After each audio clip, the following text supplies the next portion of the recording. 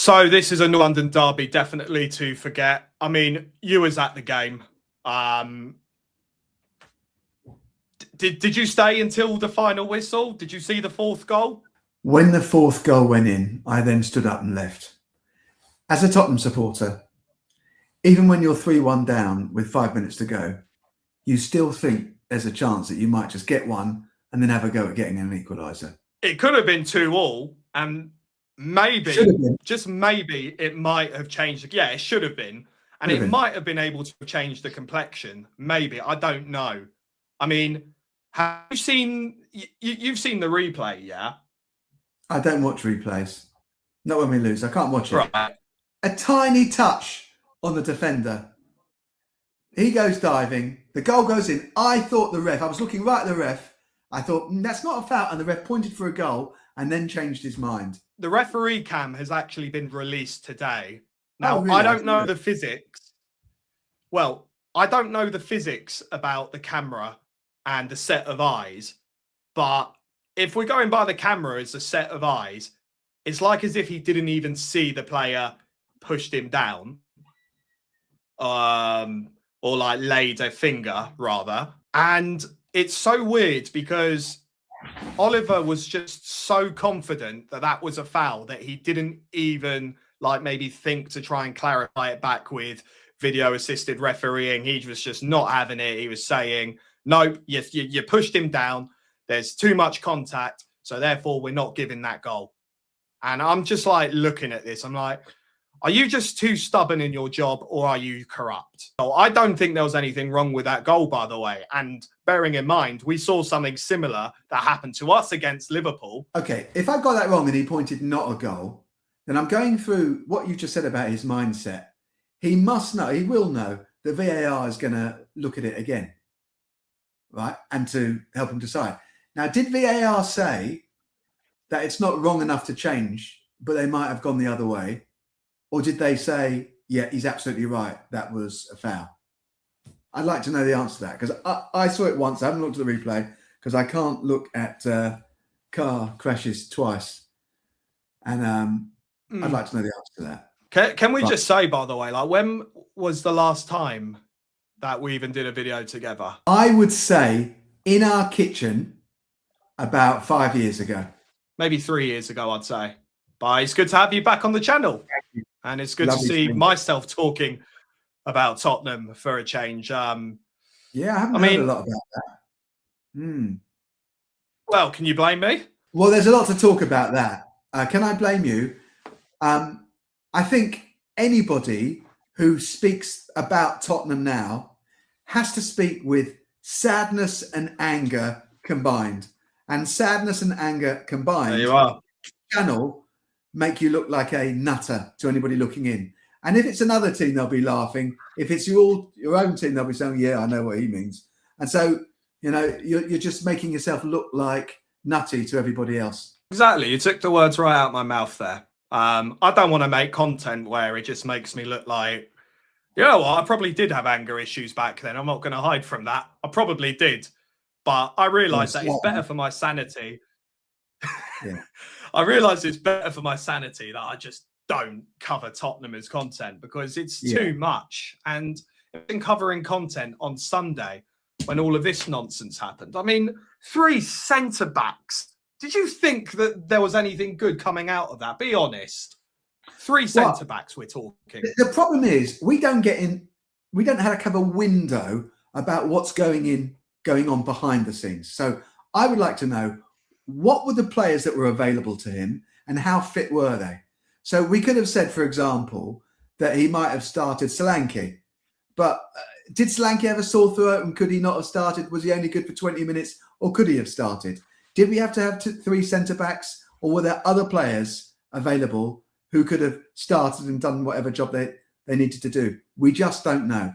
What we do know, and I don't know how this maps into it all, is that Romero was really annoyed that players weren't bought in the January window when he said there were only 13 fit players to play.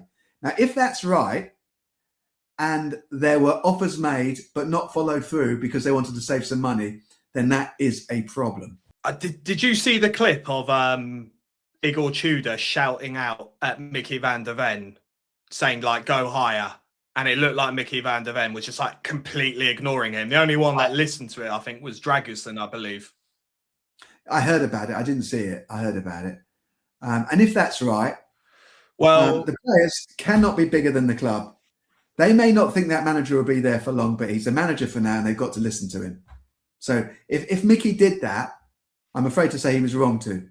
What I'm saying is that Thomas Frank was apparently non-stop bigging up Arsenal, saying they're such a great team or something like that. It got...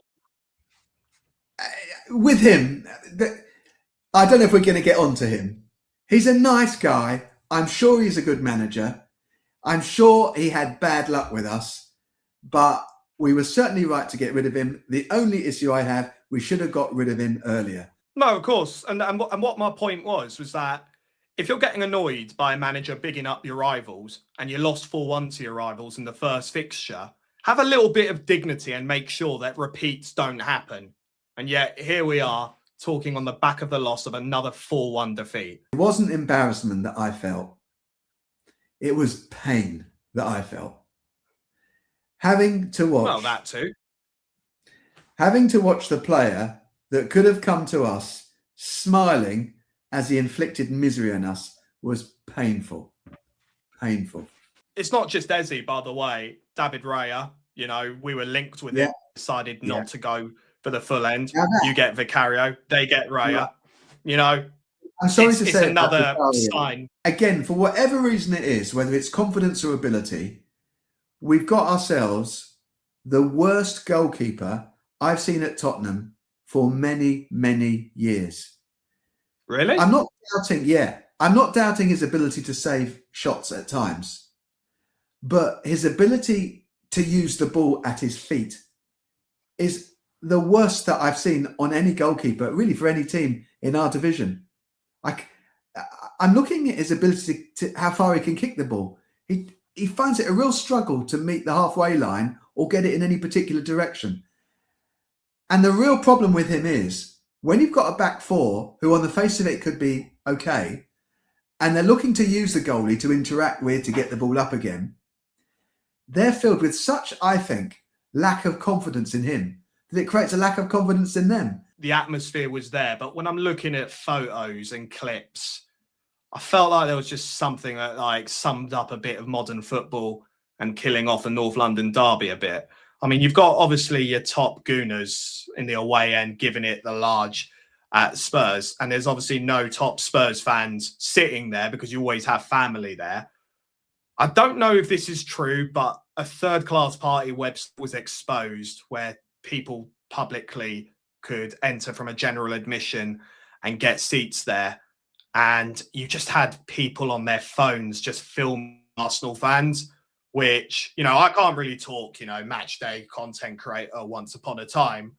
But I wouldn't be doing that, especially when you're like sat right next door to your Arsenal rivals. And then like, I just think that's just taking away a bit of the atmosphere. Like, where is even...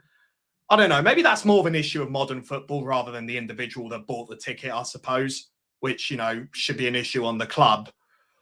But then I saw some like further unsavoury scenes. I mean, yes, it is a North London derby. Yes, Archie Gray probably shouldn't have... Nah, I'm not going to lie about that. I did like it that he booted the ball at the Arsenal away end. I did like that. What I did like, however, was this Spurs fan that showed a picture of Declan Rice's missus. I don't know if you've seen that, Dad. Yeah, I saw that earlier today, and it's just horrible. I mean, what that guy should think of, if he's got a mother or if he's got a daughter, if that person, his mother or daughter, were publicly shamed in the way that he wants to shame Declan Rice's wife so they feel bad about themselves, how does he feel about that? It's bang out of order, should never happen. And, if he gets a stadium ban, then he gets a stadium ban for it because, quite frankly, well, actually, I think that's actually letting him off lightly because that's taking him out of his misery if you don't have to watch any more Spurs games, because I feel like this is all just an absolute misery show. We could be relegated. We need to win 4 games to at least try and guarantee us a safety point to rely on. Do you think that's even going to happen? We've got Villa away. We've got Chelsea away. We've got Liverpool away. We've got Crystal Palace. We've got Nottingham Forest, yes. And we've also got Wolves. There's probably other fixtures I've missed out on.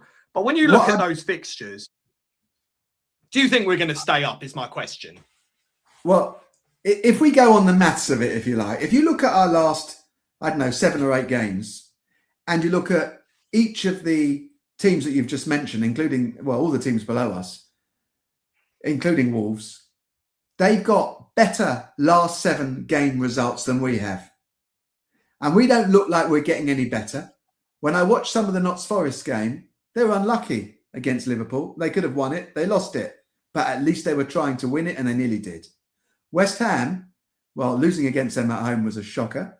And the fact that they've got a series of better results than us over the last few games and are looking as if they're getting into better form, not getting into worse form, is a big deal. And I would say, well, as things are, on form, we are favourites to go down. Like you say, West Ham are picking up form. It's not just that either. They've been in this situation before, and it's like they're experienced. That, you know, if you was a West Ham fan, you'd feel a bit of reliance on the West Ham players because they've been there before and have been able to like stop their club going down. We have never been in this position before, and we are looking increasingly worse as the weeks go by. I remember the last time in 77. Actually, wait, very quickly. Do you think we'll get a result against Fulham? Simple yes or no? No. Well, there you are. That's how we feel as Spurs fans.